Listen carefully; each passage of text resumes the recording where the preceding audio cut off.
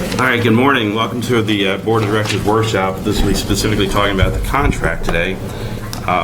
So this time I'll call the meeting to order. And before we start the discussion that I think Dave's going to be leading, I just want to read a statement because just prior to our last meeting, the board received about 28 emails from a group of residents supporting us going out to an RFP for our management contract. Unfortunately, about 80% of these were copied directly from another email. So going directly to an RFP might be a bit premature.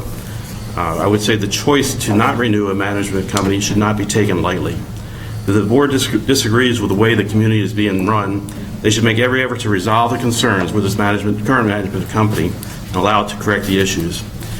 If we're looking to replace a company based solely on cost because we don't understand how a firm's fees are established or believe them to be too high, then we should renegotiate the contract. The level of knowledge, skill, and specialization required to maintain a community association properly is very valuable.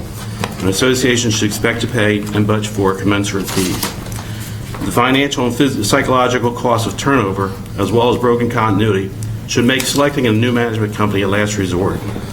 The common theme in these emails was that it was important that we learn what has changed in the industry over the past 2 decades so we may continue to be a thriving community. This would imply that we as an association are living in a shell.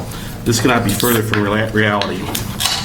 Our management company, CCMC, is a leader in the community management industry. They've been in business since 1973, operating in 10 states, managing more than 200 associations, more than 145 master plan communities, and responsible for more than 129,000 households. In 2016, CCMC managed 8 of the top 50 selling master plan communities across the nation. And in an Arizona public opinion poll in 2017, CCMC managed 6 of the top master plan communities in that state. As a minimum, the state requires 1 licensed community association manager to be in charge of the management team. In our town hall, we far exceed this. We have 1 PCAM, 1 other close to attaining his PCAM certification, and 4 other licensed community association managers. Each of these designations requires extensive coursework and recurrent training. Our management team's experience level and training far exceeds most community management companies. Also, with regard to the board, within 90 days of being elected, your board members are required by Florida statutes to read the association declaration of covenants, articles of incorporation, bylaws, and written rules and policies, and that he or she will faithfully discharge his or her fiduciary responsibility to the association members and satisfactorily complete the educational curriculum administered by a division-appointed education provider. Our lawyers continually update us as to any changes in the Florida statutes that might affect our association. And as part of our organizational meeting, the board identified strategic goals and objectives of significance to our community association. Each board meeting, we review our progress towards reaching these goals. It's also important you understand that many hours spent by our board members related to the contract since our March annual meeting. On March 31st, 5 board members attended the Community Association Institute convention at the Gaylord Palms Hotel. Some attended classes and all visited vendor booths to learn about community management offerings and other goods and services. Many of us then began meeting or talking with other community management companies such as Century, World of Homes, KW Property Management, First Service, Access, Grand Manor, Evergreen, and Associa. And some of you may have heard the name Associa before because it was on Undercover Boss last month. Additionally, we have visited and met with community managers at Heathrow, The Crossings, Baldwin Park, and Solivita. Over the past 2.5 months, we have conducted 4 contract workshops, 2 village meet and greets, and spent days at Town Hall for residents to come and talk directly with board members. And this certainly does include the many hours of conversations we've had with individuals, including ourselves and other members of the community. So today it's our intent to discuss the pros and cons related to restating the contract or self-management or issuing an RFP. So with that, I'd like to go to David. Can I say something? I just want to make sure that does that reflects your opinion, right? Or you sound like you're talking for the board. That would be my opinion, okay. That's your opinion, okay. I really think it was inappropriate to do that at this point in time, but let's go ahead and move on. But that I'm sure it probably reflects some people on the board.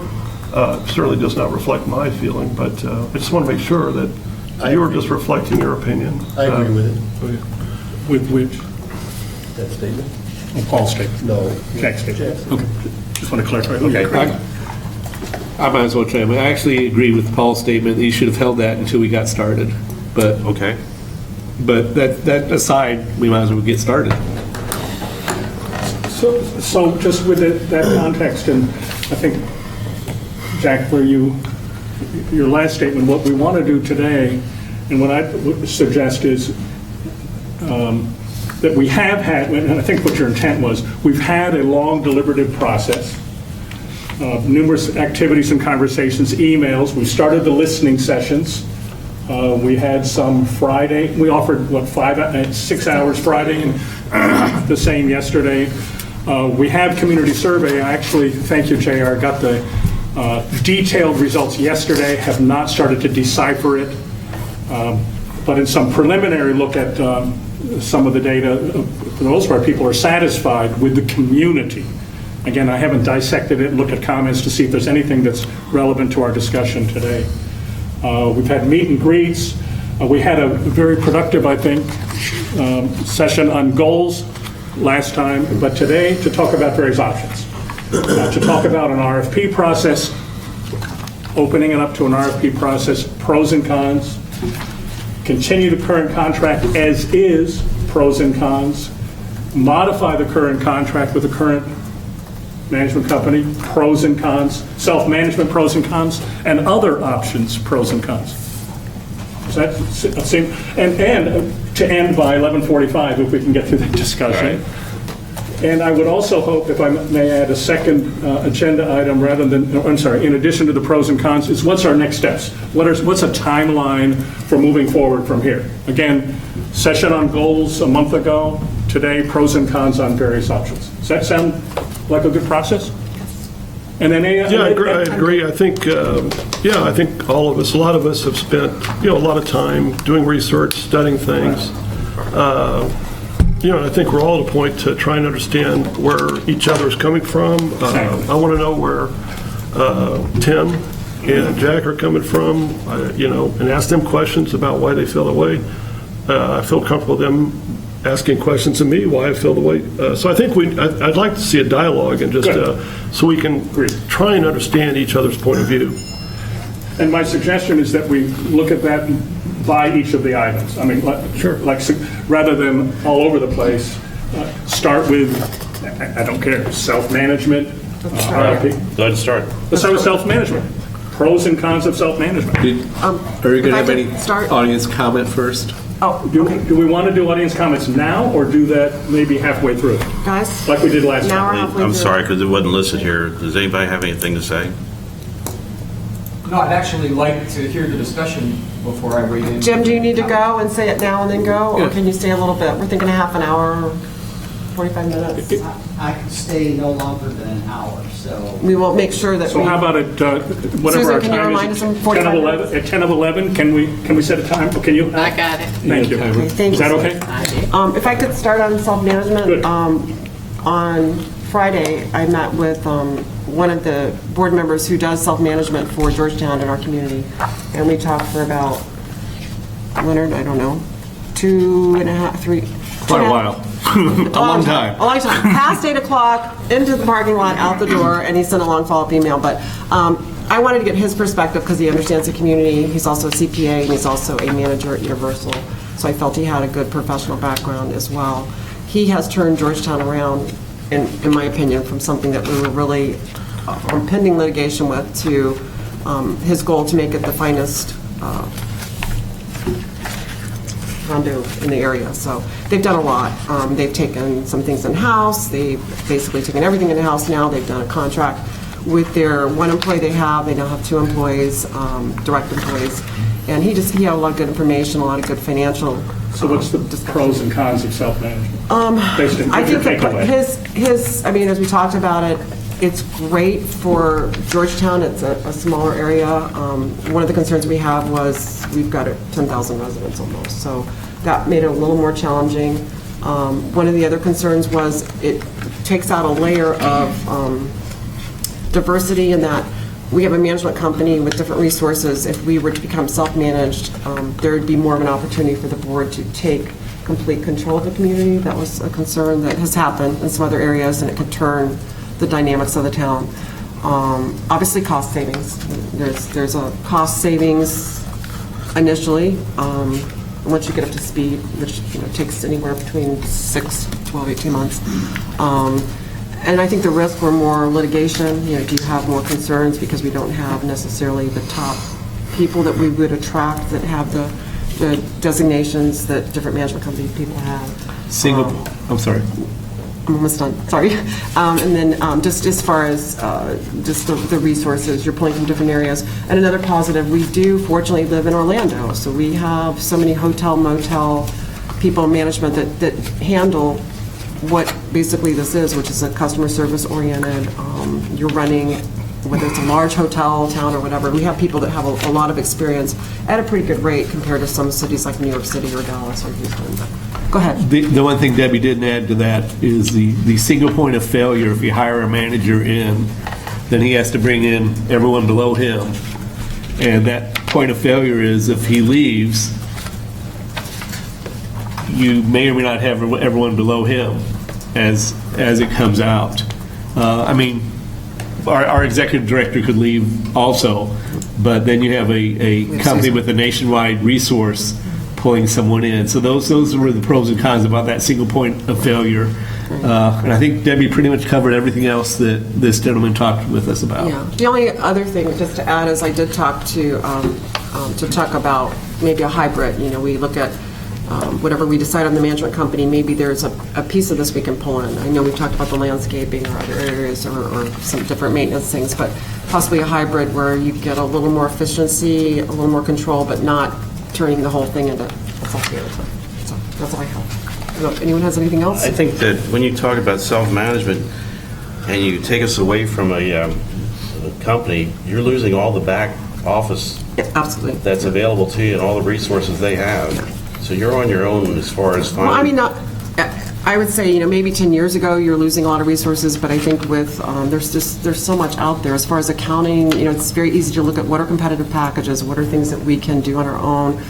It's like running any business, it's accounting, whether it's... It's really much more than that. It is much more than that, but I'm saying there's areas. I'm just talking about when on a hybrid, there's some areas. Resident accounts that you have to The laws and that, it's very balance. complex. You've got Yeah. fines, you've got... I know, I agree with that. I'm just saying there's some attorney's areas. fees Yeah, and- there's some areas that so you there's could, you could do some billing, but you still have to have the legal, all that support because it's basically a huge amount of what they do. In a community this size, with this amount of residents, I mean, it's much more easy to self-manage when you're in a 200 or 300 or Right. even a 500-unit condo. Let me ask you though. But it's much more complex here because you not only have the residential area, but you've got all of the special areas as well. Every one of those are carrying their own balance sheet and their own reserves and their own resident accounts. So it's much, much more complex that would require the expertise of a strong management company. One thing that surprised me is I thought it would be a cost savings down the road, and that's initially how I was looking at it. Georgetown's budget, and again, they do their own landscaping, which we individually do as homeowners, and they do a few things that, water bills, that type of thing. But their budget was almost half of what our annual budget was, and I found that surprising for such a small area.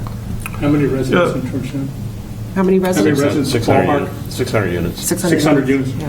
But- So, where we have I'm sorry, 4,300. 300 units. 300 units? 300 units, and we have So less than 4,300. 10% of ours. But a large part of that, Debbie, is reserves that they have to put away for the buildings Right, and painting, right. et cetera, et Yeah, and cetera. they pay their water bill, they pay their landscaping, so you can't, again, it's not apples to apples. But I was surprised by the size of their budget for 300 units. So.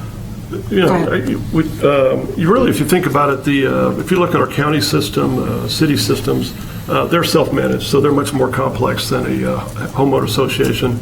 I think the county has had the same county manager for a while, but there was a time when, a new board came in, didn't like him, and there was some turnover. But, in a county system, really, all the employees stay, and, the county managers just new, and they come in and evaluate.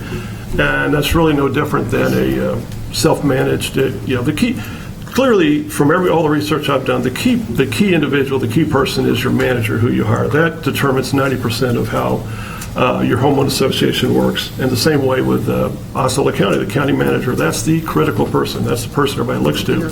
really what you're paying for whether it's CCMC or Century, you're paying for their back office support, and that's what we would have to substitute. It would be your accounting systems, whatever. But if you looked at what we pay, which is pretty substantial, you could certainly, I can't imagine that would cost half as much to put in our own systems and back office in place to do it. So, the biggest benefit to me I see of it is that when you hire a company, the manager has really two bosses. So their boss is their company, because their company is like every other company. They're trying to make as much money as they can, and so they answer to that, and they answer to the board. If you're self-managed, really, that person is only responsible to you, the board, the people, this community. I see that as a big advantage. So there are pluses and minuses. I think the biggest risk, the problem I see is that they do take on some of the liability issues, some of the issues with personnel that that can always be a problem. So that to me is probably the biggest downside I'd see to doing self-management. I think the human resource issue as well, the paying for the benefits and stuff like that, we're going to be involved in that, and workers' comp and a lot of other things then. So it just seems like a tall order right now to be doing that. A con of self-management is... And I also question, because we have a lifestyle here, so it's just not just hiring somebody over here to oversee what's going on. We've got to be very specific on who we hire and maybe paying a lot more money to get that person over here, because a lot of these companies are going to hire the top people, and they've got an upward progression available to them with the company. Clearly, that's your critical person to me. From all the research I've done, is that that's really your key decision point. So, I think since I believe all, and I may be speaking on turn, have expressed that we're happy with Steve. I don't know if I use his name, but I'm kidding. We're happy with Steve.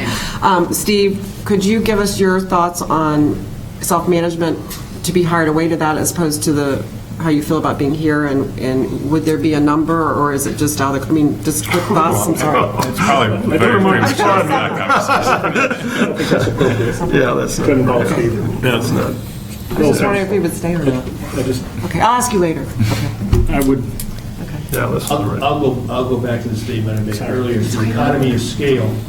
And I agree with Paul. The property manager is critical, but in a community this size, we don't have just one property manager. We've got 8 property managers or 5 property managers, and they all have their own expertise. So that might work in a condo. It might even work in a small community, but it would not work in a HOA this size and with this complexity. Well, it works in the county. It works in the... whole different setup, though, Paul. Yeah, it's much more complex than HOA. I disagree. I disagree. They really charge more taxes than we do. And it's a government which has its own frustrations, being from the D.C. area. For example, I've been trying to meet with our county commissioner since April? Oh, what's her name? March. What's her name? Peggy Sheldry. The one that never meets us? Peggy. But I'm sure she's busy. She's just getting started, but I've been trying to meet with You her. can't meet Whereas with her. if I went into Steve as a homeowner and he said, I'll see you in a couple months, I'd be very unhappy. I know just from living in an area where government, it's slower, it's more frustrating, it's more complex. I don't feel it's as efficient. I've seen these guys react and do things as a management company smaller. So government, I think, has its whole other things, but I'm sure they run, obviously much bigger places, but I'm not. Yeah, I just don't see it as that complex. The key, what you're paying for is you have to get accounting and financial systems. In my church, we have accounting, financial systems.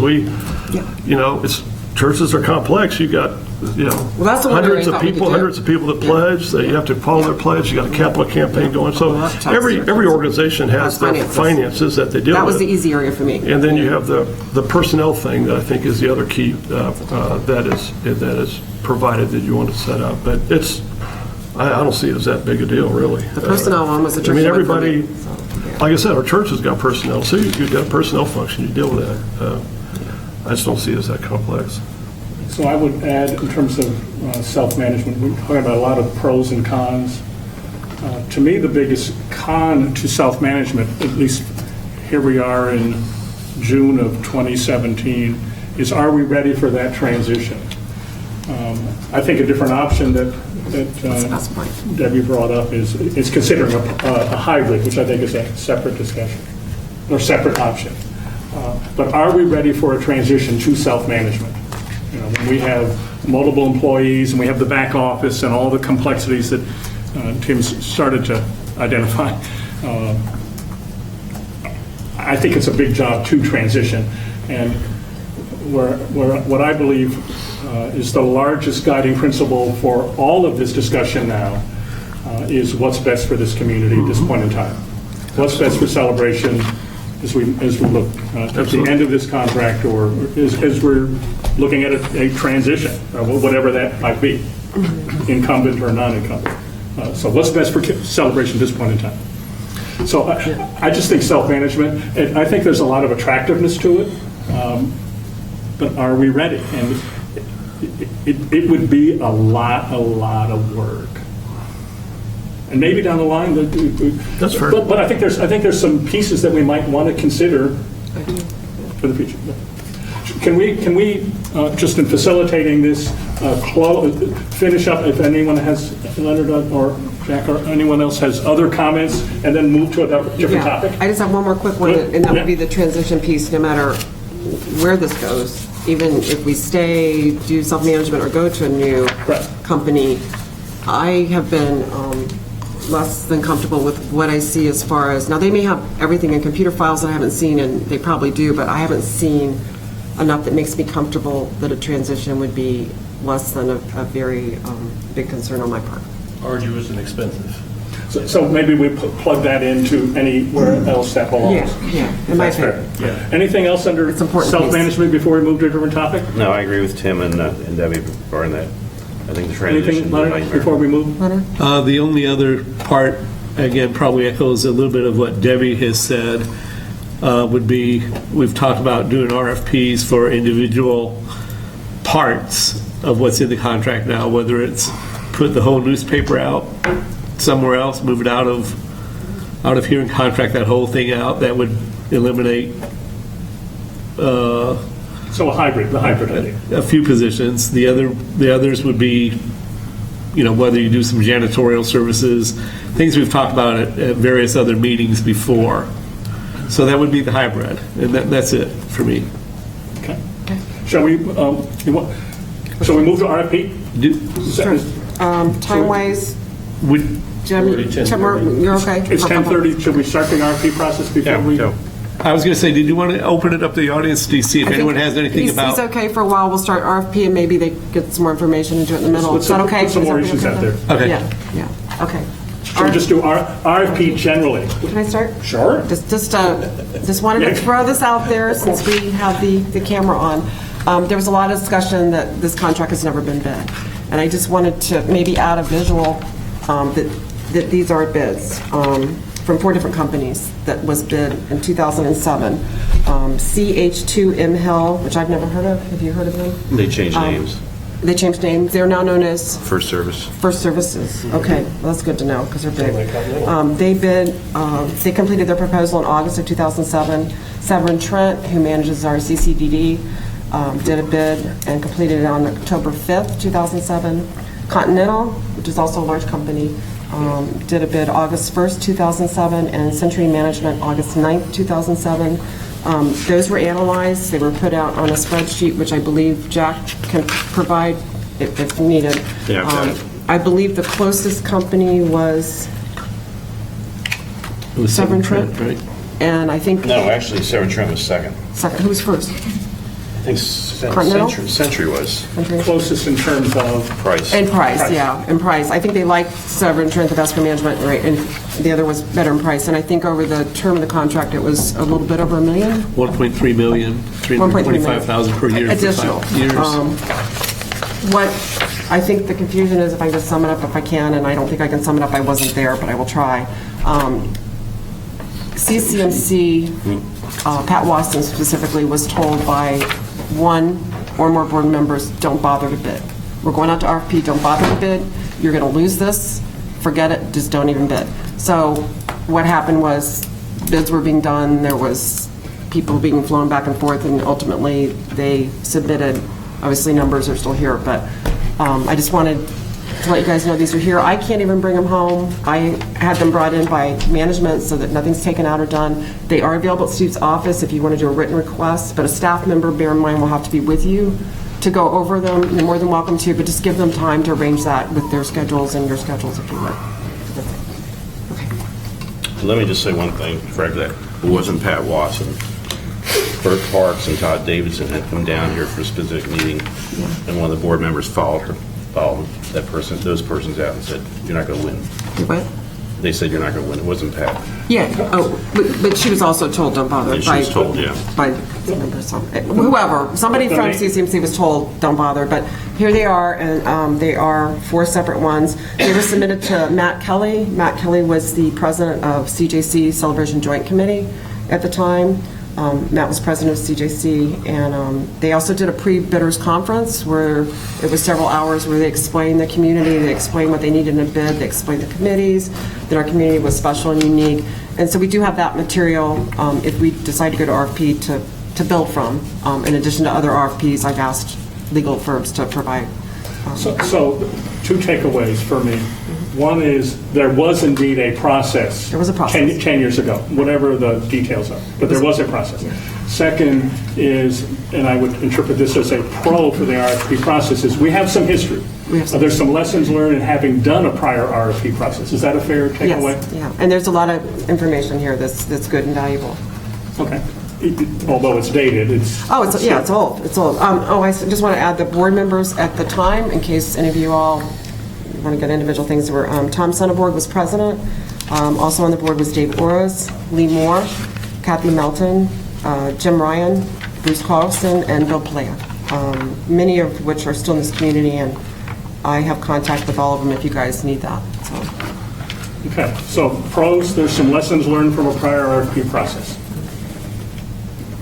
Other pros for doing that? I'd just like to throw out to understand that, if we do a $2,500, free landscape, we put it out for 3 bids. We talked about the tennis contract that we're putting out for an RFP, for a very good reason. It's like we're looking to get, we set a bunch of criteria in terms of what we expect, the highest quality, and we want to send that out and get what ideas are out there in the community to come in, and so we have the best quality tennis program, and so we do that with everything. So I guess what I'm trying to understand is that this is by far the largest contract that we have. I just have a hard time getting around how we don't do it. It's in terms of our fiscal responsibility.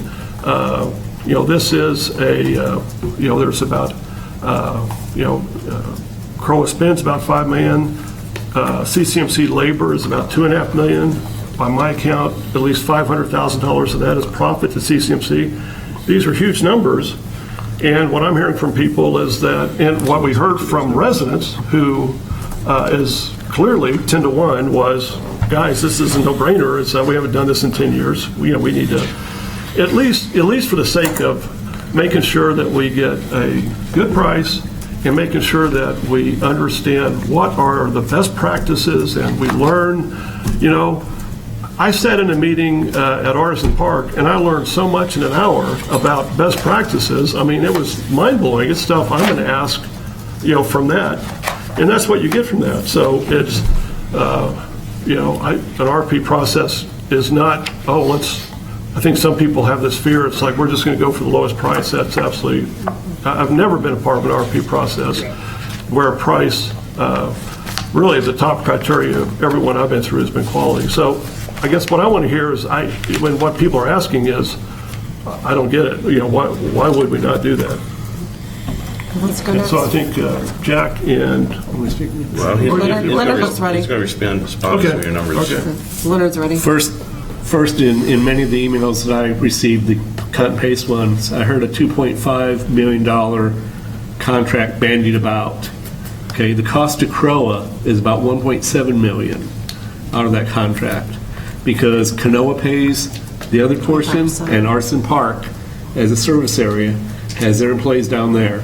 You total all of those up, it amounts to a little bit over 2.4 million, but CROA's burden share of that is less than 1.7 million, number one. Can So, I interrupt that correction? No, I'm finished. What I ahead. think is a correction is that Canoa, you're talking about Celebration Joint. Canoa, we pay 80% of We pay Canoa. 75%. 75%. So Of basically, CJC. between CJC, we're paying 95, 96% of that. So there's very little. No, sir. If you give me just a second, I'll give you the exact figure, Paul, so that way you have it.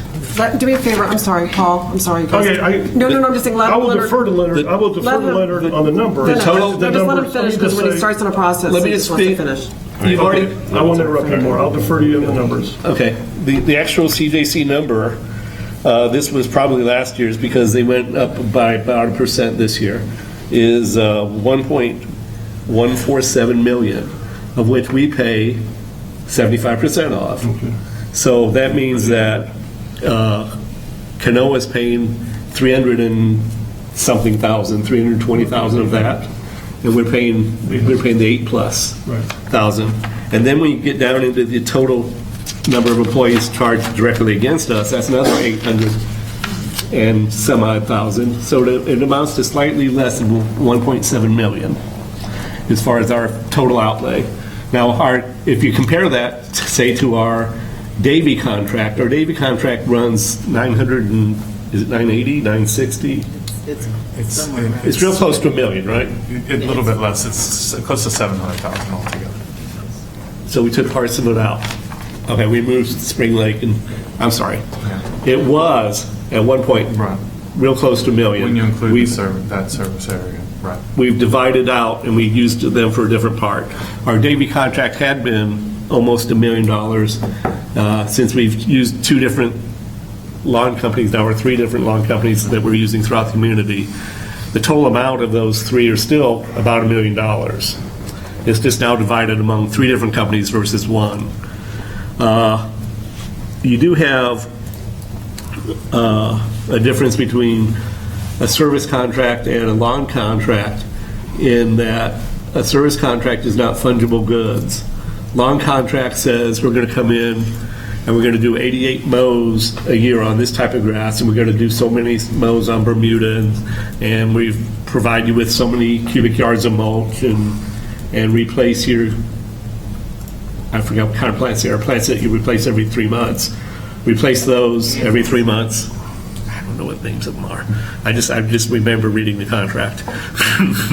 So those are very easy to go out and put out to bid, because it's like, you got to do this, and this. What do you charge for that? Where when you get to the point of providing 28 full-time people, 19 part-time people into a contract, it starts becoming a little bit more difficult, and it becomes a little bit more like a personal service contract versus a fungible good contract.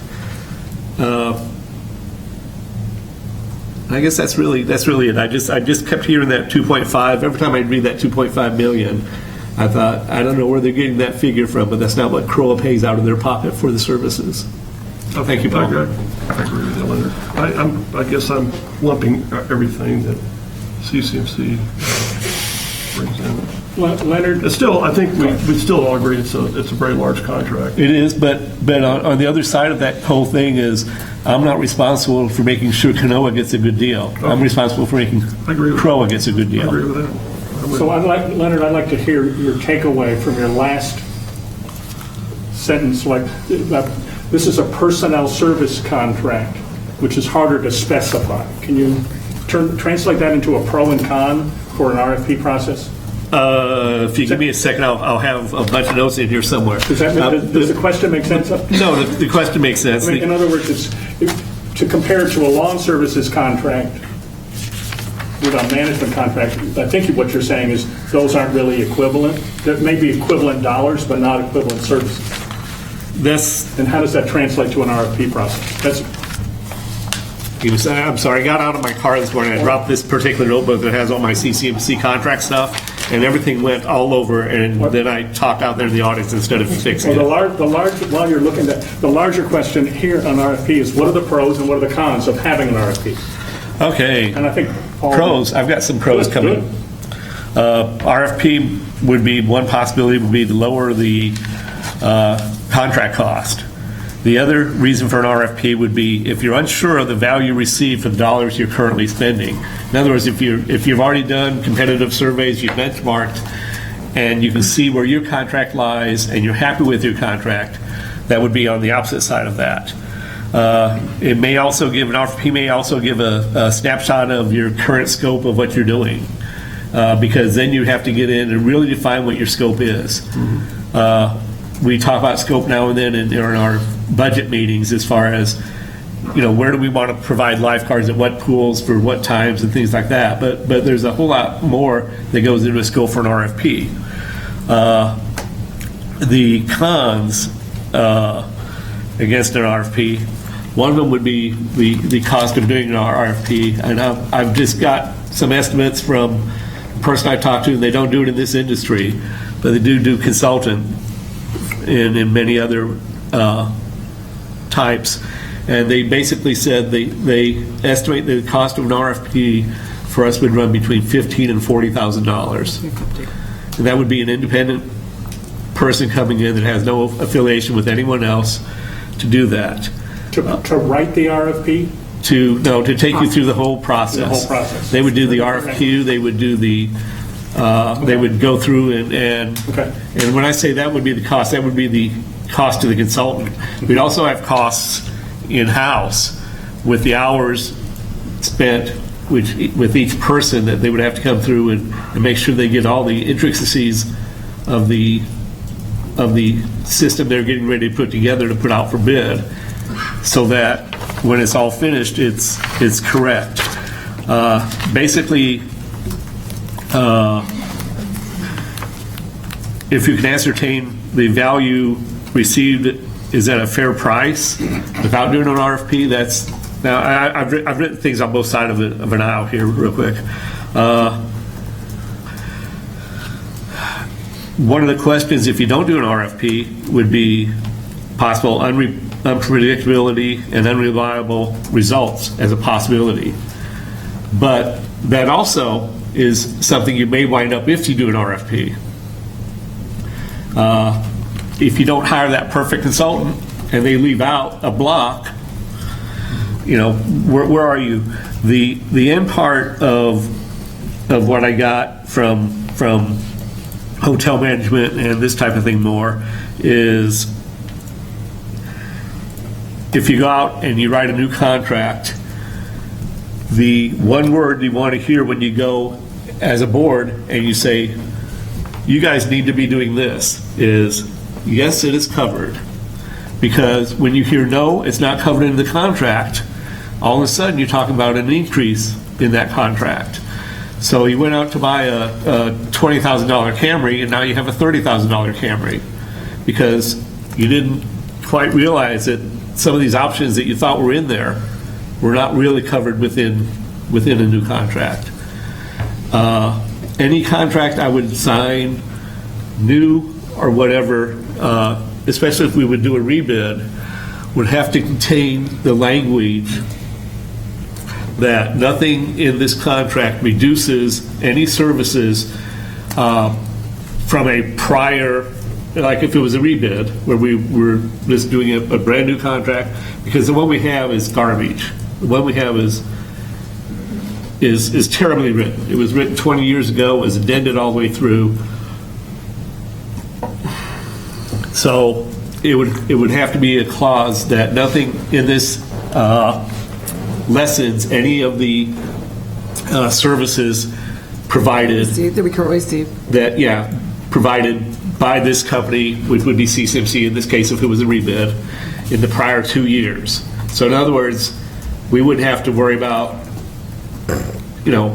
5 months down the road after a new contract comes out, we say to CCMC, we really need to get this done. They say, oh, well, that's not in the contract. It's, well, we've done that before, so it is in the contract. So that is a positive off of stayed with the same management company, not RFP or not. That has no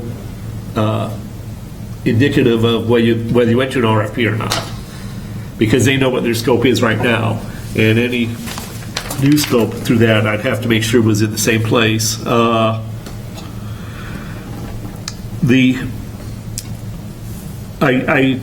hear a lot of people that have encouraged an RFP, and at least one of them didn't know what an RFP was in the email after they sent it, after they were called. But that's I don't call people out anywhere. But what's a bit more important to me as a board member, not that getting a new contract in place is not, is hearing from people on the scope of the contract that we have now. The scope of our contract goes down to what do we do and how do we do it? Do we have enough lifestyle events? Should we have more? Should we have less? We have 7 opinions up here on the board probably as to whether we should spend exactly the same number of dollars next year on lifestyle stuff, or go up or go down, and I wouldn't even want to predict what the answers across here would be, but I would bet each one of us could write down a number, even knowing what this number is, and it would be a different number than everyone else wrote down. A number for what? Lifestyle. I'm talking about scope. I'm talking about scope of contract, which is what I would much rather hear from people about. Is what do you think we're not doing that we should be doing as a board of directors in order to form the scope to give to whatever management company we have. And so basically, I guess the very last part of that is I'd actually like to hear more scope input from all of our property owners. I had one more thing, because in that same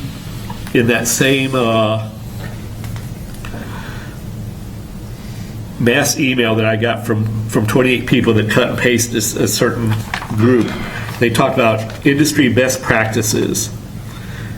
And, best practices are basically procedures that they're either accepted or prescribed to be correct or the most efficient type of practice. And I believe something else they mentioned was high-level quality of service. Again, high-level quality of service is what I and the whole board goes out to do constantly. When we do meet and greets, we do meet and greets in every village. By the end of this year, we will have done one in every village. We spent 6 hours on 2 different days. We spent 12 hours very recently saying, come in, talk to us about anything. And I heard some about budget, but I heard a lot about other things that they think could be improved. And those are things that we took notes on. Tim took notes the other day. I know David took notes. I scribbled some down on papers, and we will actually be meeting with Steve on a few of the issues that I heard the other day. And the very last part of that was at the best price. And I keep hearing price matters, price doesn't matter. I think price matters, in my mind, only to the effect of, am I getting the quality, am I paying for the quality I am getting? What is the fair dollar amount in this industry, if you go through and benchmark, to say this is the amount of dollars we need to spend for this type of quality to get this number of people, et cetera, et cetera. And I will finish because I probably talked way too long. And I hear the timer going off. Jim's turn. Can we get back to? 1 second, I'm sorry, we promised Jim. Oh, Jones? We're going to come back. Jim, can you go ahead? And anyone else that wants to speak at this point? Yeah, please, it'll be on tape. This will be our only open comment period. Probably. So, yeah. Okay, I'm Jim Siegel. I live at 804 Deer Woods Road in East Village. I've lived in Celebration since 2002. A couple of things. First of all, I realize that this is a difficult decision for the board, and I have been I have been surprised at the amount of work that all of you have spent on this. I had a long conversation with Jack over the phone. He explained to me a lot of the things he's done. I've picked up things from you as you talked here today. You've exceeded my expectations, I think, and maybe I had too low expectations, but it seems to me that I just thank you for the work that you're doing for this board, for this community, not only on this issue, but other issues as well. So I want to thank you for that. Secondly, I just want to make clear, too, that I think CCMC has done a wonderful job for this community. I have no significant complaints. I think in recent years, in fact, under your leadership, things have gotten better. For example, when I come in here and talk to the people at the back desk about something, if I have a question or whatever, I find them very helpful, very pleasant people to work with. And I think when I first got here, maybe it wasn't quite that way. So I just wanted to make clear that I don't find any particular fault with what is being done by you. And I understand that having this conversation here, it would be easy for you to get discouraged, or for us, for all you to say, we're trying our best here. What's wrong? So it takes courage, I think, for all of you to kind of sit through all of this. All right, so those are kind of my preamble comments.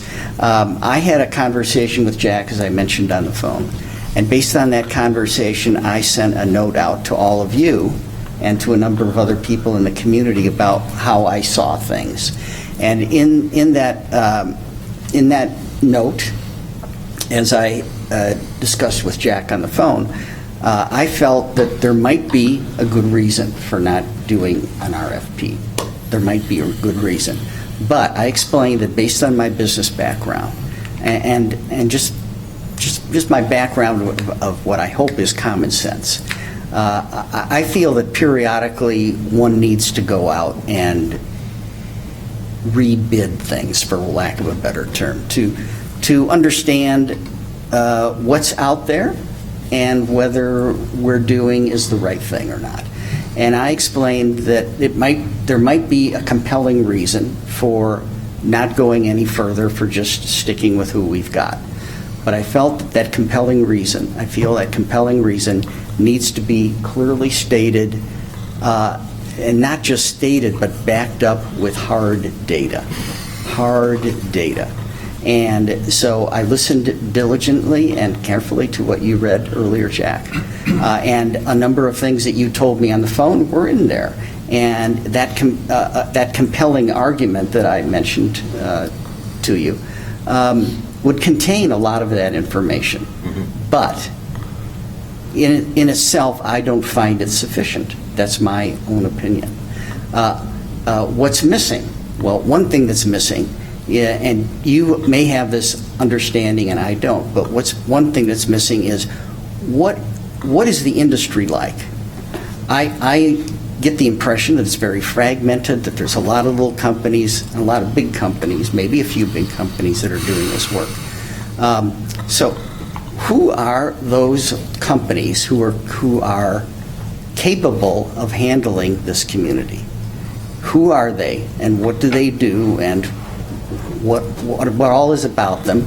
I would like to know a little bit more about the pricing structure of the industry, especially in that tier of people. Now, Leonard mentioned to me before the meeting that there are some companies who service communities of more than 3,000, I think you mentioned, properties. We have around 4 something, is that correct? 4,000 and change. So who are those companies? And how do they compare with the company that we have now? So that's the way I see things. Thank you for listening to me, but I think you haven't quite gotten to the point where you're satisfied me about whether to make this decision just to single source it and go on. Thank you for your attention. And thanks for all the pictures you take.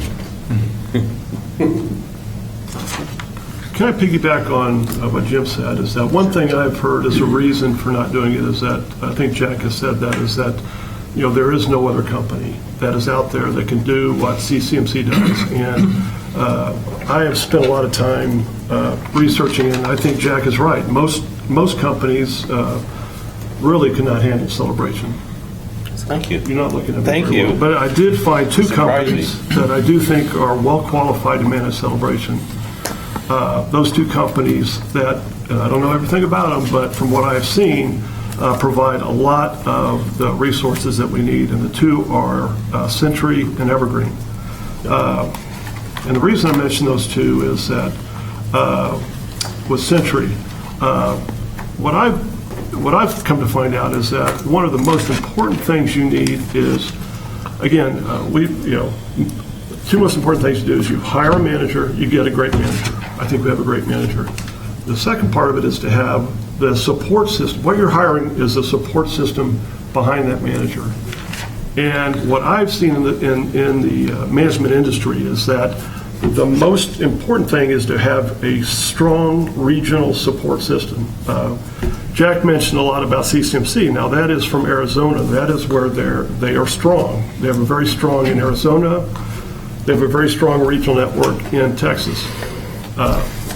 In Florida, they do not have a regional office. Now, I think they're establishing one, but if you look at Century and Evergreen, they are much, much bigger. They're very large, so they have buying power, they have resources, they have personnel, they have people on site that can help support our folks. I'll give you an example. Like I ran into Todd and out in the field, and he had somebody with him, and he had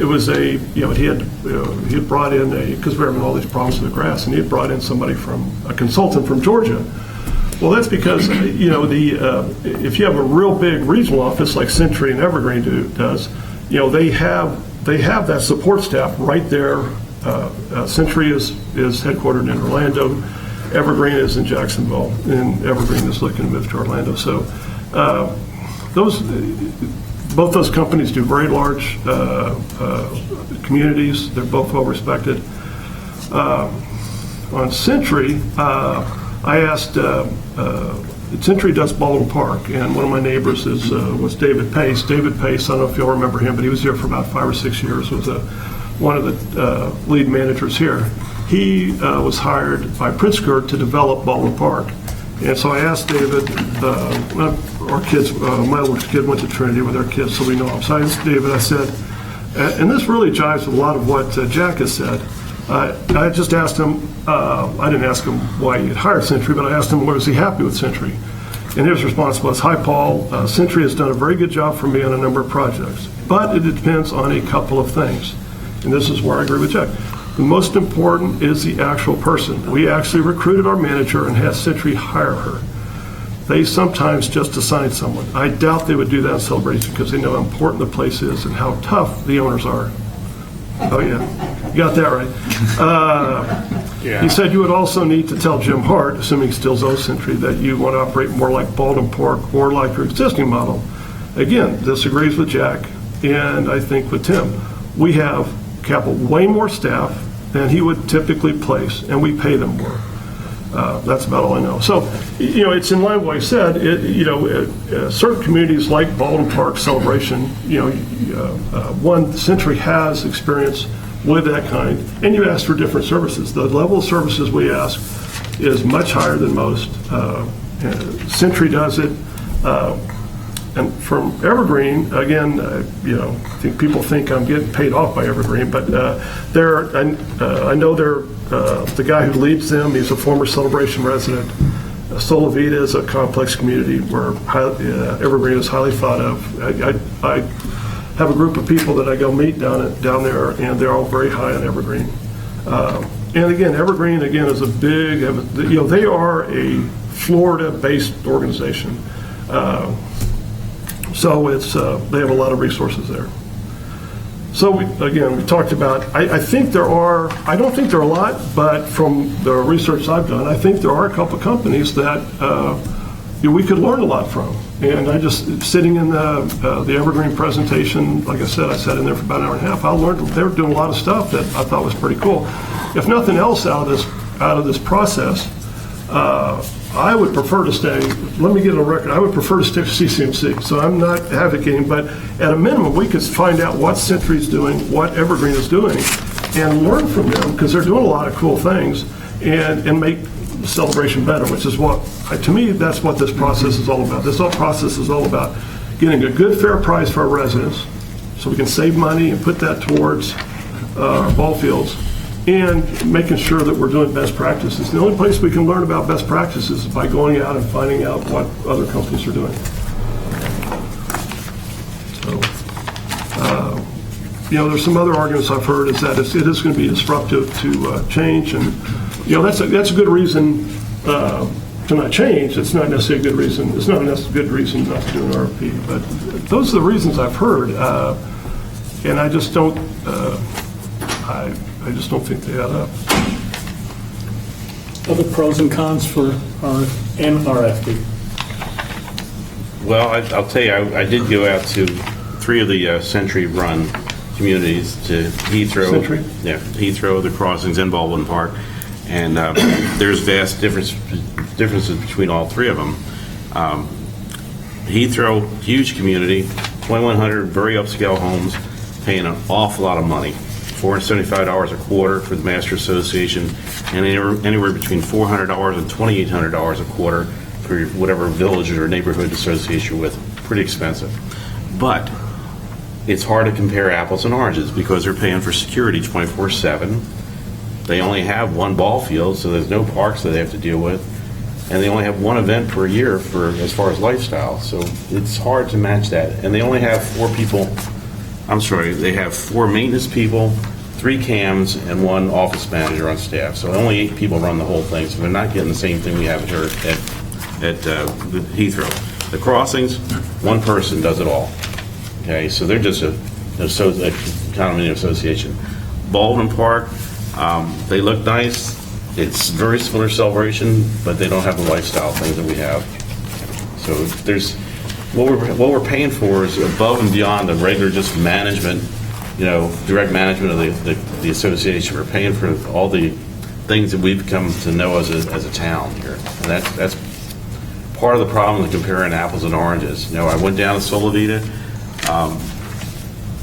fairly, pretty nice community. The problem is it's all age 55 and above. The only amenity they don't have is a cemetery, which they're probably going to need soon anyway. But there were some difficulties I had with that because it was a developer-run board. Okay, the developer controlled everything, and who knows when they'll ever transition. They don't really have a choice in what their dues are,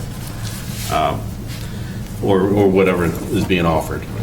The other thing is I thought it was kind of expensive per capita down there because the dues structure was between $120 to $150 if you had one of those condominiums on that road there we talked, the townhomes, a month, plus $165 a month was being paid towards the club.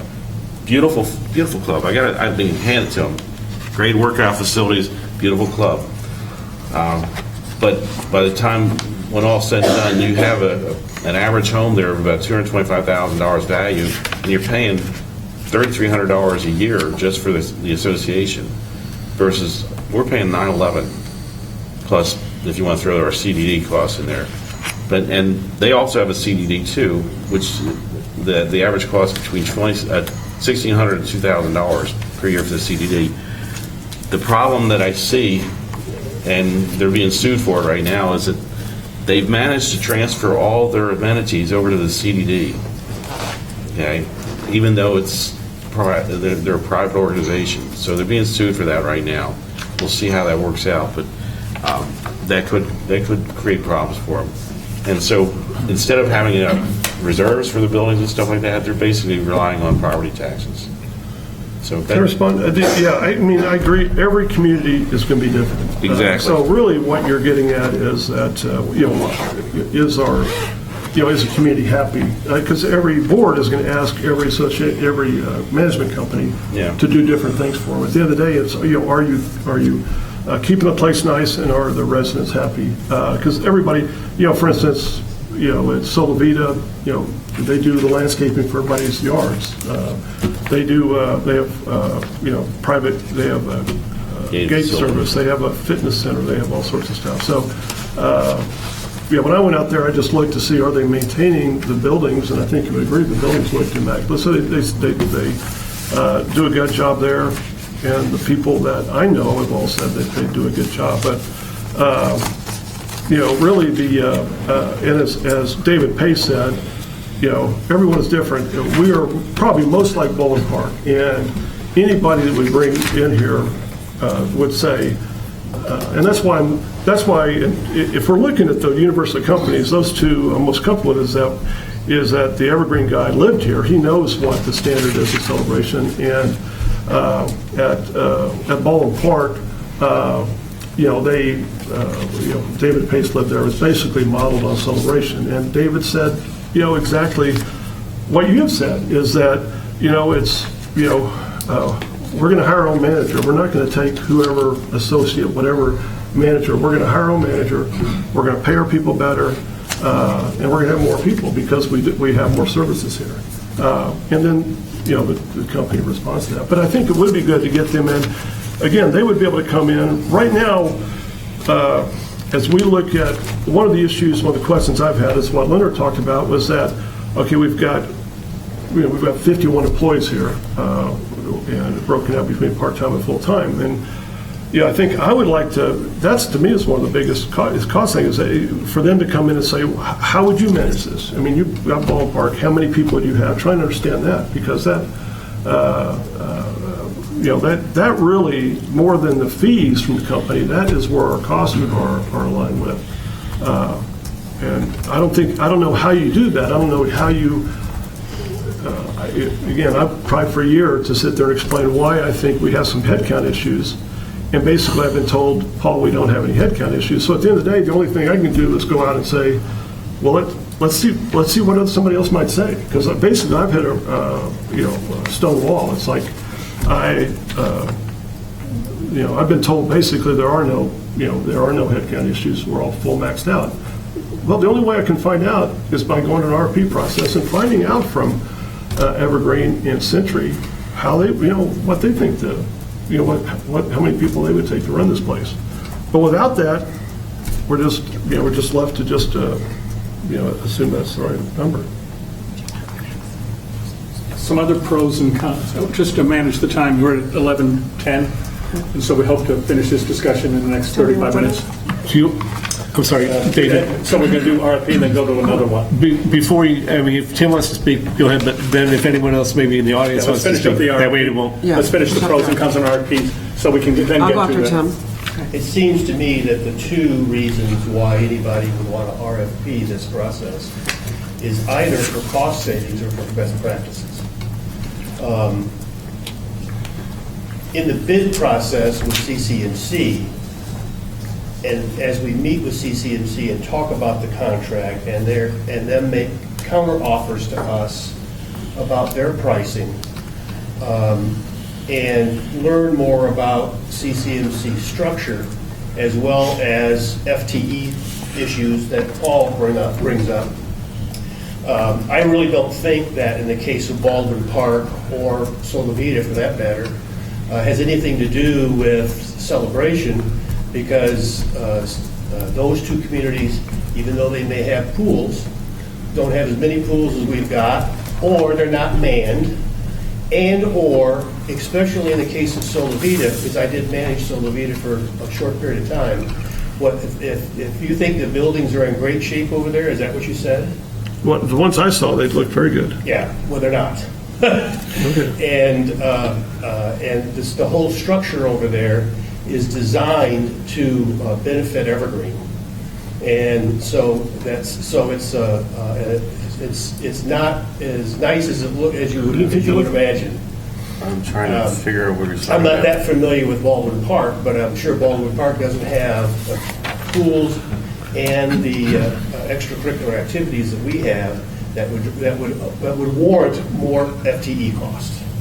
Yeah, no, I agree. I don't think you could compare, I don't think they could come in and say, I've got 30 and you've got 50. I think what you'd have to do is have them come in and say, look at our scope, and like Leonard said, we need to have full scope, and for them to sit there and say. That's the point, that's the exact point I'm trying to make. Yeah. We in the process of renegotiating our contract with CCMC, that would be a part of that negotiation. Why do you have 51 FTE, and why? And so you just explain it to us. Why do you think you need that amount of FTE? Yeah. I've been asking that for a year and a half. Well, but that's what we talk about in the contract negotiations. And then once we get to that point, if we don't like the answers that we're getting, or we can't get the pricing that we think we might be able to get outside, then we may be good, instead of going for an RFP, we go for an RFI. And so we can learn about what the other pricing is. It sounds like. How do I know what is the right FTE? I mean, how do I know that based on, without somebody else coming in and saying, this is how I would operate this? You require management to justify it. That's why. Justify all positions. Yeah. That's what you do in business. You say justify your FTE. And if the FTE is required, then that's what you have to have. It's simple as that. I mean, if I were a homeowner and I know that, for example, the pool downtown always has a lifeguard, and then all of a sudden a board member says, "Oh, you don't need a lifeguard down there," and somebody drowns. Now we've got a bigger problem. Okay, so I would rather be in that position that maybe I did have somebody there that maybe I didn't need there, okay? And when that drowning happened, they were able to save that child's life, okay? That's the kind of thing that you don't cut corners just for the purposes of cutting corners. I mean, you still got to keep this community is used to a certain standard from their management company. Do you think it'd be that hard to put a scope together of what I don't think it'd be that hard to put the scope together of what we expected out of the, what kind of expectations are between, the pools, what we do with pools. And, I mean, most of the stuff, we actually hire outside contractors for anyway. I don't think it would. But otherwise, we're just flying blind by just going in and just kind of ask the question. Well, I don't know why we'd get anything different than what I've gotten the last year, which is that we need these people, we need this. No, we make them justify it. Well, Tim, Paul, Simple as that. I got to go back to Leonard for one thing, because he wants to make a clarification on our FTE. And the full-time employees we have is 28. We have 19 part-time employees that tend to be park monitors, lifeguards, the summer camp hires. Those are 60. But I was showed 51. Pat showed us Not 51 full-time, employees. though. Not full-time. Well, I think it was something like 38 and 13, but a total of 51. No, it's 28. That's what Pat showed No, us. I'll tell you what, let's Pat said we told us. Focus on the pros and cons of. We can resolve that I'll later. verify Yeah. with Let's- Rachel Can we focus, afterwards, let's so you look at have it in the the full weeks. count. Can we focus on the pros Yeah. and cons of RFP, that's good. Having an RFP. You said there were two reasons for having an RFP. The reason why we would want an RFP would be pricing and Best practices. Best practices. But I'll nullify at least one of those, the best practices part, because that is the purpose of CAI. The purposes of CAI Can you tell me what that is? is to allow, that's the Community Association Institute. That whole organization is there for the sole purpose of having managers from all over, every company all over the United States meet and talk about best practices. And so there's to say that a new company is going to come in with best practices, that's something that's discussed over lunch at a CAI meeting usually. So you Let can me learn ask you- best let me ask practices you- elsewhere. But let me ask you, I mean, like at this, the artist at Evergreen's meeting at Artisan Park, I learned about 4 or 5 practices that we don't have, that I thought were That you great. didn't know about. That were, they offer to all their customers that we don't have and I didn't know about. Because it may not fit into this community. It may fit into their community, but not this community. Okay, they had a self-service platform like this tied into their labor scheduling program, something we've been asking about for a long time. They had a 24-hour hotline. So if somebody is at, if somebody doesn't know to call, they have a number that they can call that one of their employees answers and then feeds that to the right. Yeah, like I said, I used to work at that system does not work.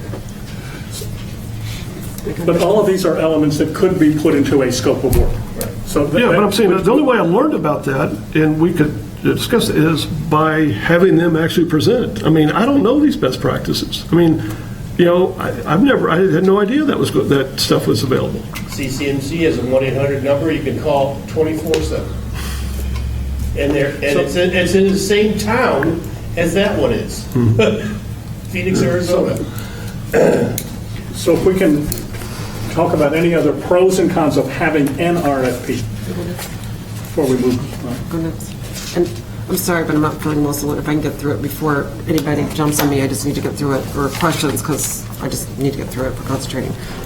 As far as the cost of the RFP being approximately, it varies, up to 50 grand, I'm not as concerned about that, because to me, that's the cost of fireworks 3 times, and I feel this is more personally important than that.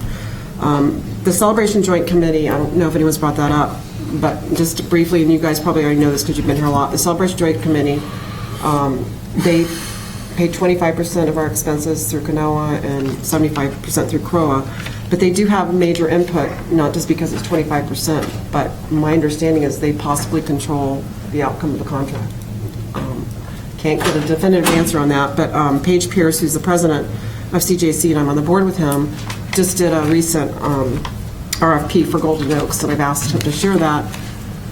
Maybe you can ask him again for me. I haven't heard back, and I've reached out 4 or 5 times. He did. He stated at the last meeting that while Canoa has 25% of the expenses for the CJC contract, because the contract ultimately is with CJC, Right. That he feels, and the Canoa board feels at this time, that CROA has a majority Right. of the input in this, and he would like and the Canoa board would like for CROA to kind of take the lead on this process. Yeah. But the contract is ultimately a CJC contract. So Canoa would have to approve, and then CJC would have to ratify. Your second question for the RFP, he did say in the last meeting that he recently went out to RFP for Golden Oak, and they selected CCMC Yeah. to manage. And he said he could share that with me, so if you could just ask him again, because I may have the You wrong want to see his email. RFP? He was going to share the whole, all the information he had, and I'm welcome to do it somewhere, or he doesn't have to release it or whatever. Sadly, the majority of residents, when it comes to the contract, really are busy with their lives or whatever. They're not involved in the process, so I just want to say I appreciate those of you that are, because all of you have diverse backgrounds and a lot of good information, and I think everything that we can put together is helpful. So thank you, and if we're grumpy at times, I'm sorry. We're doing the best we can. I am contract focused. Do I want an RFP? Not want an RFP? I have to be honest with you. I've gone back and forth on this many times. I'm very contract focused in that no matter whose initials are under the name badges, I want a better contract. I don't feel this contract serves our community. If Steve was hit by a bus, or Steve and Steve were together, just don't drive together for a while. We don't have, in my opinion, a good management information to go from. And that maybe, I know you guys do, you have it, but as a board, I don't feel we have enough for our community, and that's something I'd like to work on. Also, I think an RFP, going back and forth, is very important to negotiate the best possible contract. If I go to buy a house and I'm selling my house, let me put it that way, I'm selling my house, and there's only one buyer, I don't have a lot that I can really bargain with. I've only got one player in the game. Sorry, I'm over this. I found more companies than Paul. He found 2. I found 7 companies that I feel were large enough to tackle this and bring a contract possibly to do an RFP. But there was, pros and cons with all of them. And one of them was, of course, CCMC. Century, Evergreen, Severn Trent, Continental, First Services, CCMC, and there was one, I apologize, I have on the notes at home, based out of Colorado, that's new but growing. So I think our goal is the same. We want what's best for the community. We're just going to argue back and forth till we come to a vote and figure that out. I would like to, again, focus on the contract, the transition process, written procedures for things, fine-tuning what we have, and looking at best practices. I would like to see if you guys are interested, and I promise I'll be there more for this Friday and Monday, repeating what we did. I think Friday's Food Truck Friday, we don't have to, we could just maybe set up a small table there and advertise those hours. And then Monday, I'm available. I can do the whole 6 hours if needed, or if anyone else is available Monday at all. Anybody have an interest? I have to look at our schedules first. Yeah. Have to look at a calendar. Okay, yeah, just kind of look at Monday. I can do it. If no one else can be there, I can do it. And the last thing is, when we put the tennis contract out for bid, I got some very angry phone calls from some people that have used this coach for a long time, and I mean, they're just screaming, what's going on? Do you not like him? What's the problem? Is it, who's trying to come in and take over? And after the second phone call, I reached out to Steve and I said, can you explain what's going on? And of course, we are rebidding all of our contracts for Park and Recs so that we can get the best programs possible. And when I asked about it, Steve's response is, we're putting out to bid because we want to make sure we receive the best contract possible. And I think for me, that sums up how we go about that, whether it's an RFP or not, and we just dig through the contract and find out what everyone needs in the community. I don't know that answer yet, and I'm one of 7. But again, that's my goal, is just to receive the best contract in the community. That's all. Others? This is on the pros and cons of RFP. This is a letter. I want to read this letter if I could. This is what, and I think we need to respect the opinion of the residents who have come forward. I mean, anything that happens, we've had, since I've been on the board, this is the most number of residents that have come forward.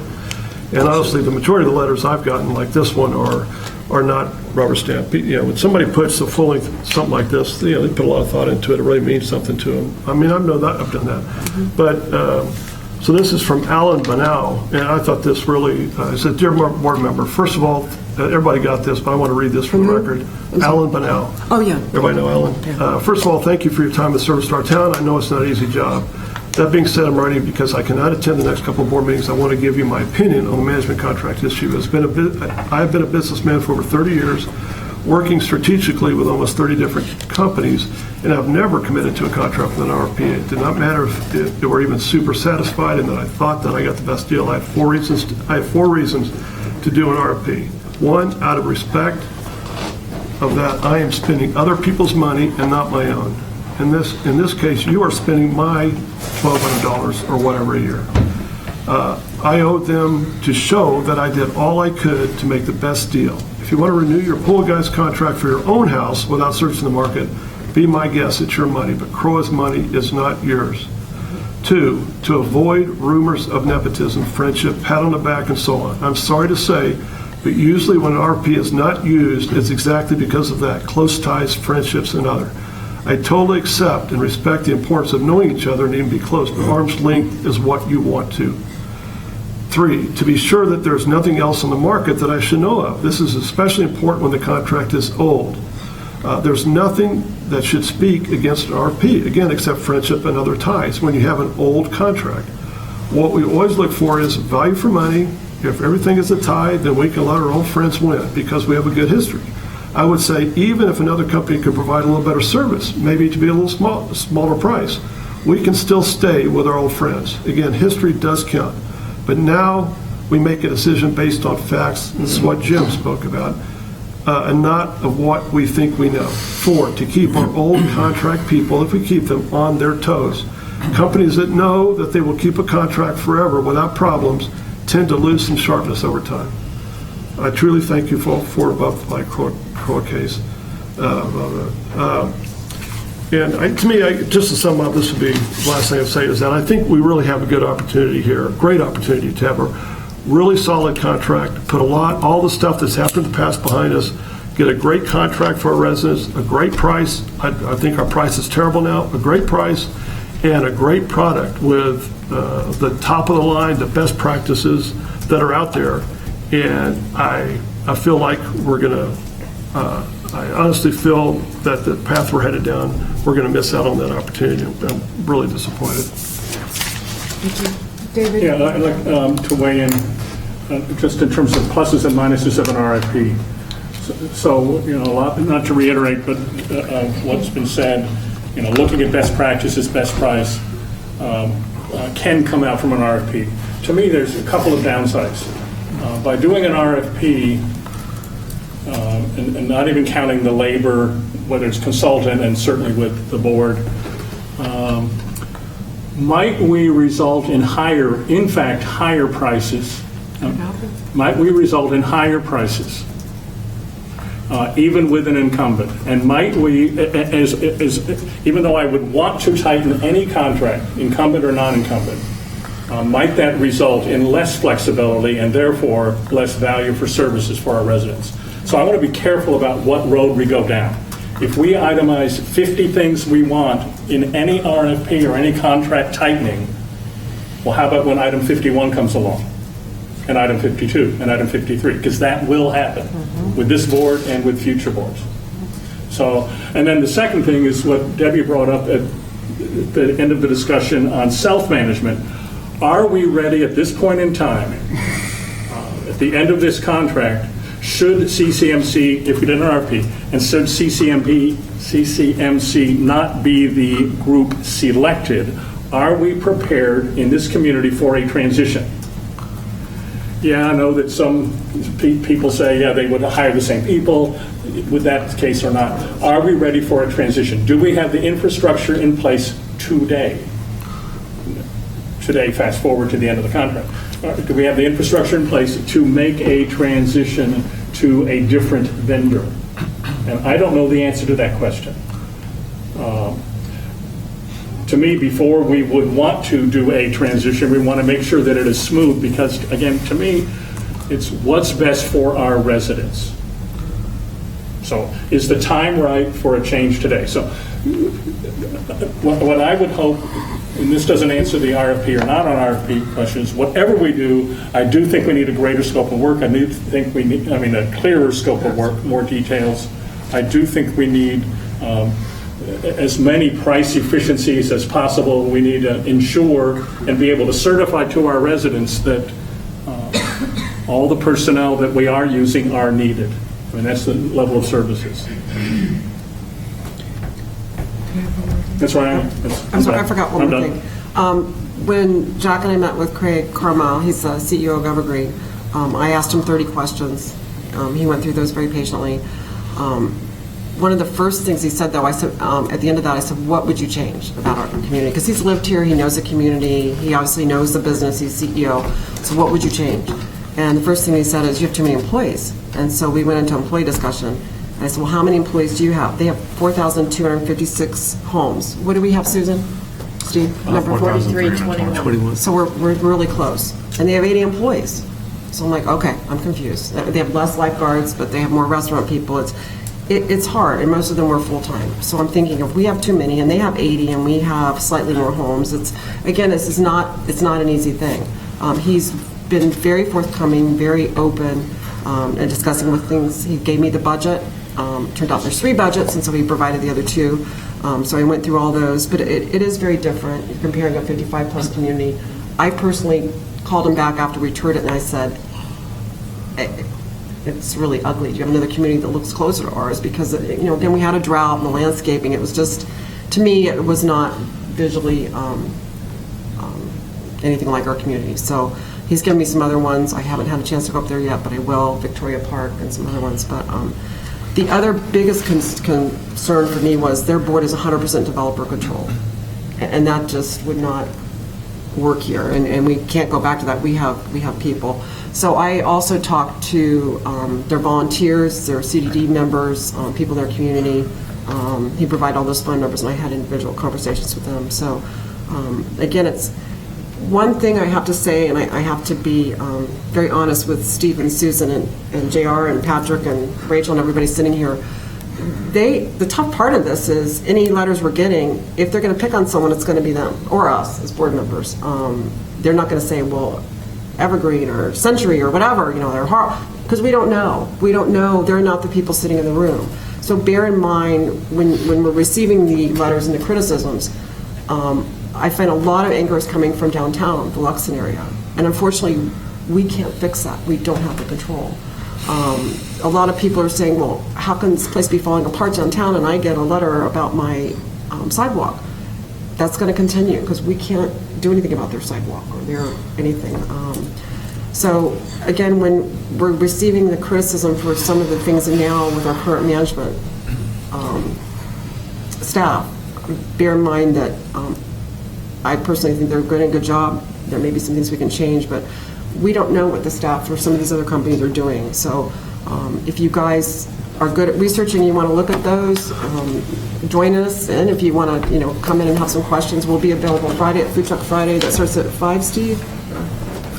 5 o'clock, 5 to 9. Somebody will be there, or all of us will be there. Well, we can't all be there, but we'll take turns. And then Monday. But please keep the correspondence coming, what you are looking for, what you feel would work, what changes you want to see, because it's just helpful with the intent. So we've covered 2 of the broad topics, self-management and RFP. We haven't looked at continuing with the current contract or current vendor, although there's some of those themes that come through. I think we did it within. I think it's embedded. But I guess my question is, if we're trying to end in 13 minutes. When we go to audience. No, guys, I want to cover this topic because we've covered 2 of the 3. Yeah, Okay? so It's very important that we... Can we spend 10 minutes on because I don't think we can finish.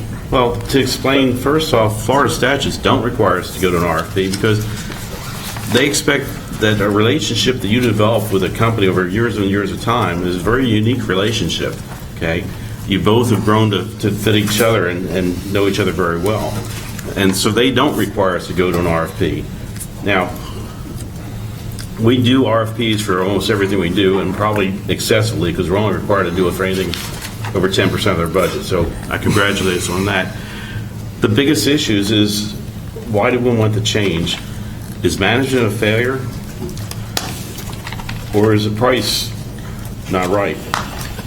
If management is a failure, then the best thing you do is to talk with them and see if you can correct the issues.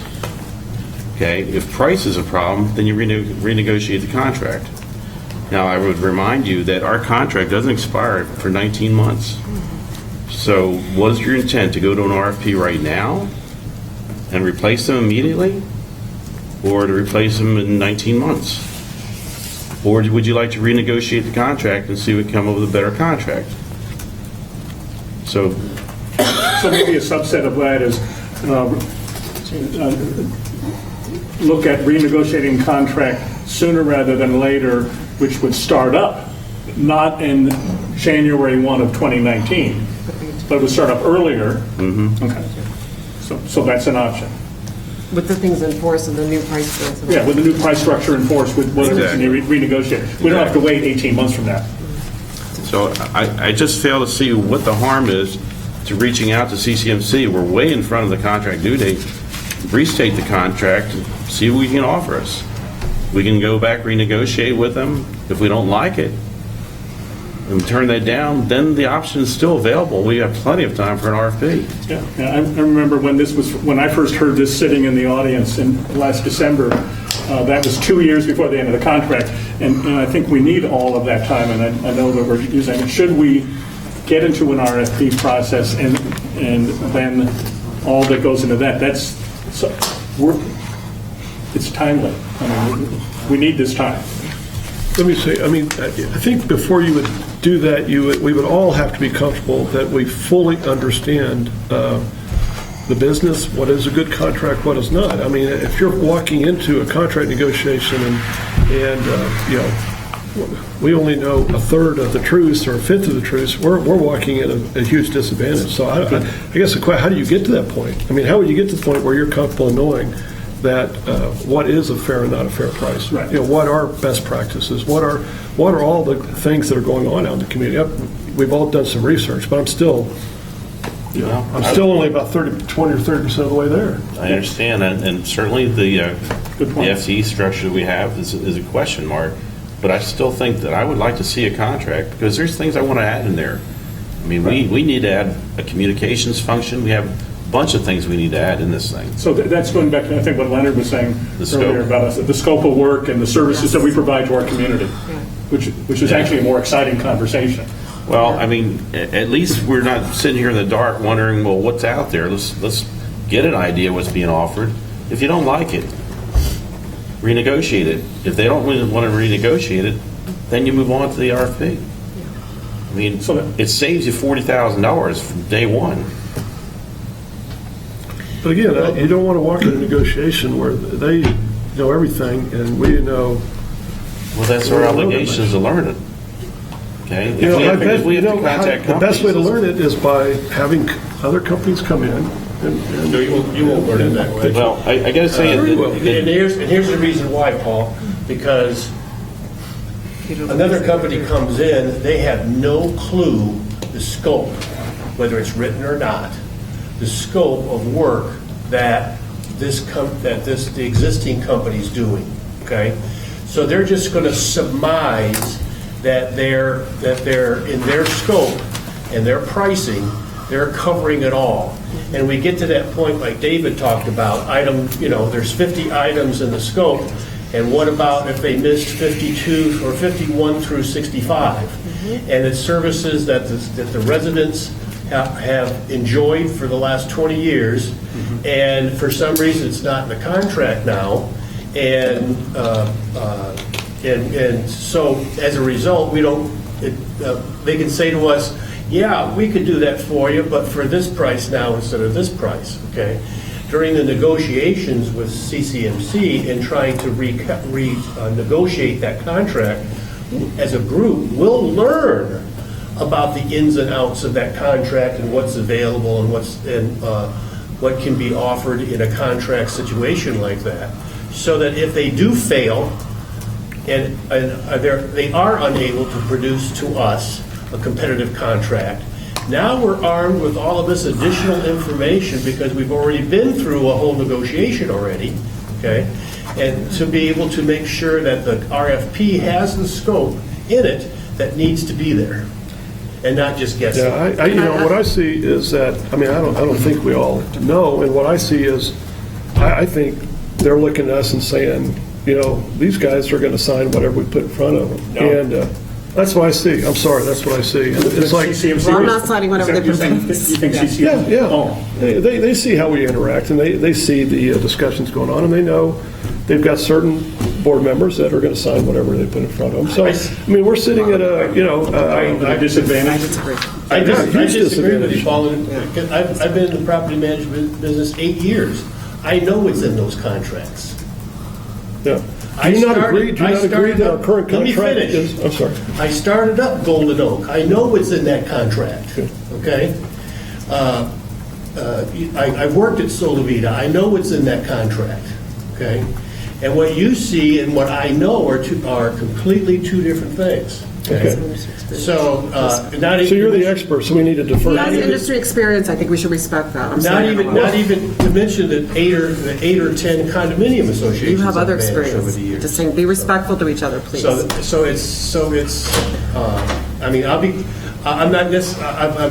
definitely not an expert, but I do know a lot about HOA and COA contracts. A lot. Do you feel that the current contract we have is a fair contract? The I prices think are that fair? contract can be approved upon. Can I, well, understand. I think this has been the problem we've had in the past, is that we've kind of deferred to, I think we as all board members need to understand, I'm not willing to defer to one board member to say, oh, you're the expert in the industry and I'm going to listen to you. But I'm not doing my job representing the residents, especially no one's when, asking you to I'm do going to that, give you Paul. my expertise and you make He's your just own saying he has some decision. experience. You have your and experience. that's We all come from why I different said what I walks. said, is that I think, I'll go back to my last statement. I think we're missing a great opportunity here to do something great for the residents. And Well, Paul, I think we're skipping over a step to get there. I think we have a great opportunity to renegotiate with the CCMC. They may give us a great contract. We don't know. We'll never know unless we go out there. My fear is I don't that think we're gonna we go. go to an RFP and choose another company. You know what you have here right now. You choose another company and you think you've got a good company, and then you don't, and then you're out for another RFP after that. And you can't pick a loser. what you're asking the board is to sit there, they're going to give us a contract, you're asking the board to sit there and go to Tim and say, Tim, is that a good price? No, I'm asking that we pull in some That's what it's, experts and decide. yeah. And as disruptive as a change in management would be for a community this size, I think we owe it to the residents to make, excuse the expression, damn sure that we need to make a change before we make any changes. Absolutely, totally agree with you. And I think we need to make damn sure that before we sign any contract, that we have done our comprehensive research. We've promised them. We haven't done it in 10 years. And, we look at this thing fully. It's a huge contract, a lot of money at stake. I think we owe it to Ned. Part of what I'm sorry, you finished, Paul? Yeah, I've spoken way too much. No, part of what I've tried to do, and some of it, when you talk to different people in different positions, I've offered to sign non-disclosures, and mostly they've just said, "We just promised me you won't say where you got this or how you got it." So I take those numbers that I've seen that I believe are true and correct from other places around. I'm not finished yet. I probably have another 3 to 5 weeks worth of work to do to get myself satisfied with what should our new price be for a contract, whether it's rebid, whether it's out through an RFP, whatever. If we're going to pay for the same level of salaries, let's just say for the 28 full-time employees we have right now, I've taken comparisons based upon what they, if you were down for part of the arson thing, they had a little, well, you got it in the email. You have the little 12 or 14-page handout they have. Their particular pricing page for down there. I've compared it against ours. I'm trying to think what it called, that I can tell you how I've balanced them. And basically, as I view it, we are paying above industry average for what we should be paying for our contract right now. Damn right. And I have a dollar amount in mind as to what it should be. And if after another 3, 4, 5 weeks, when I'm finished with the rest of my personal due diligence, because due diligence isn't required for this particular contract under section 720 of the Florida statutes as far as rebidding or anything else. But for my personal due diligence, because I am spending other people's money, as well as a small amount of my own, once I arrive at the fair market value of this type of contract spread upon that number of people as we have them right now, if CCMC comes to me with a contract that meets that dollar amount, I'm not averse to signing it.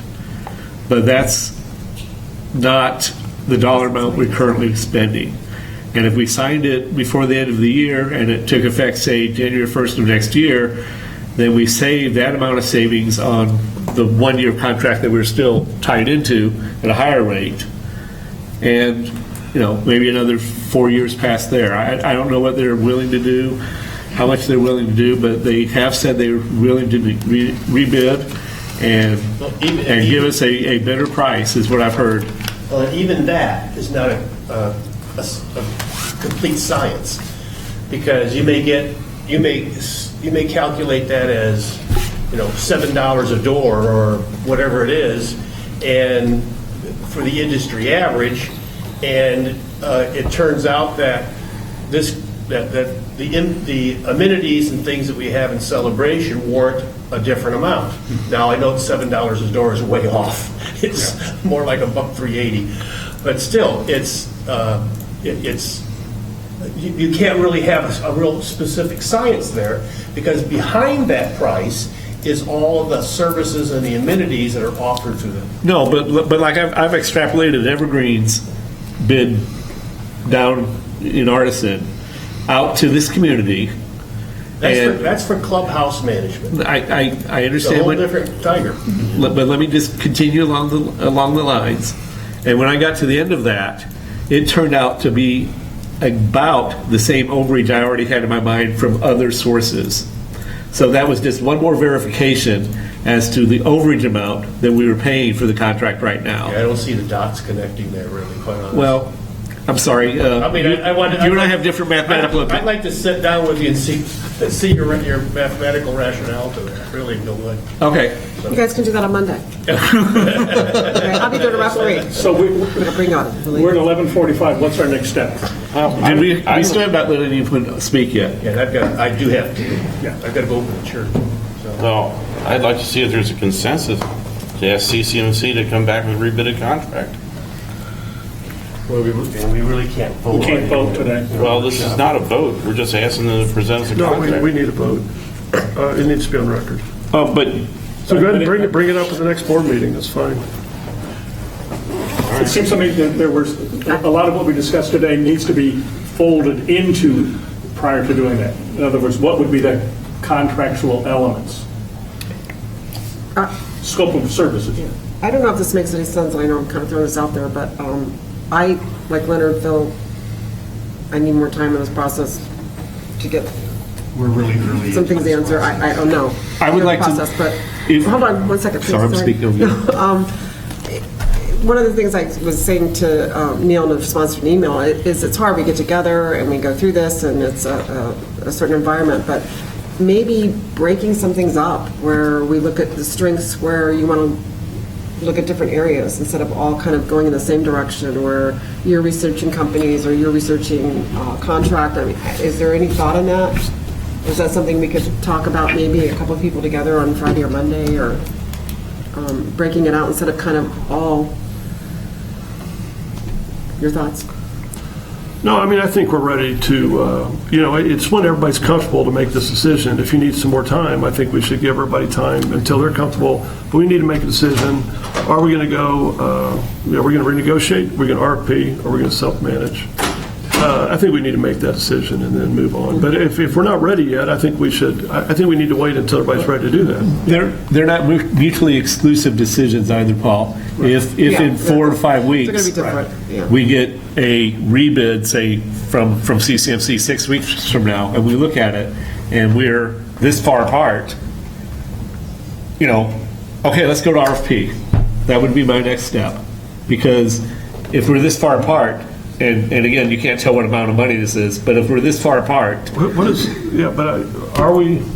going to be comfortable about what they think is competitive pricing. Everybody's going to be comfortable about what services, and if everybody's at that point, I'm not at that point, but if the majority of people are there, bring it on. I'm not there. I will be there within 3 to 4, maybe 5 weeks max.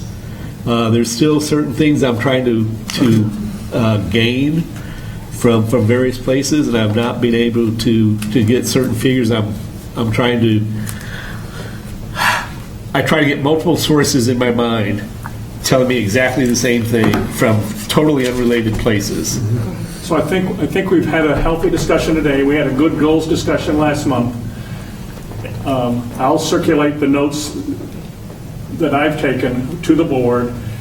Eric, I think, will need to review whatever we've said today and reflect on that. And then I think before we do any more action, we come back and finish up this discussion to decide what our next steps are. I mean, I think our next steps may be moving to a revised or a modified contract. But I think we need to weigh this positive and negative and see if that's where we want to go, and then if so, what that would include. And then it might meet whatever your figures in your head are. I think we want what's best for the community, best price, best practices. How do we fold all that together based on our discussion today? All right, in the next minute and a half, do you want to just come up with another date? Sure. To meet, But also or any you wanna- resident comments. While we are waiting on a date, if I could real quick, I'm sorry, Nico. I just wanted to let the community know whatever. Mary Publin, who's done the paper for, how many years has she worked with us? 10 years. A long time. I know you're a boss. Over 10 years, I know at least. She lost both of her parents 8 days apart, so I just, if you guys know her or want to send a card, anyone that knows her, I just wanted to give her some support. Back to a date, right? Oh, no, I think we have comments, right? We have some comments. Okay, go Go ahead. ahead. Do I have to come up there? Go ahead. Well, then I'll make that comment. When you're talking about new numbers and redoing the CCMC contract, you're only, yes or no, are you only talking about doing it to the end of where it is now? No. Does that make sense? They would not probably restate the contract for just 19 months. It would be a rebid for a further amount out, which is unspecified in time right now, between what they would stand for, but what any of the board members might say, yeah, I would view that as a reasonable contract. Like a 3 or 4 or 5 years from the restart date. Yeah. Or from January 1st of That's what- 2018. A restart date, a new contract date. Yes. Okay, well, that answers that question. And since Do I'm... you have an opinion in terms of what is the right length of time for a contractor? I mean, we don't want to redo them every year. We don't want to go through this every year. Thank We don't you, wanna thank do- you, Paul. Please. I don't. Okay. And I mean, I only, when I rise and speak here, I only speak for myself. Yeah, I'm sure. not speaking for anybody else. But the other two quick comments I would have is that as long as I've been paying attention to CROA proceedings, the employee issue has been there and is not going away. I think the time has come for CCMC to sit down and go through what is a very painful exercise, because in 17 years as an administrator of the largest of a operating unit within the largest healthcare system in Northern Virginia, I had to do it 3 times. It's a horrible experience, but I think it can be very valuable, and that is to justify every single full-time and part-time employee and why we need to have them. The board can then review that and make an educated decision, finally, about do we have too many people here, basically. That's comment A. Comment B ties into what Debbie said at some point. After 20 years, there's a huge amount of institutional knowledge that comes with CCMC.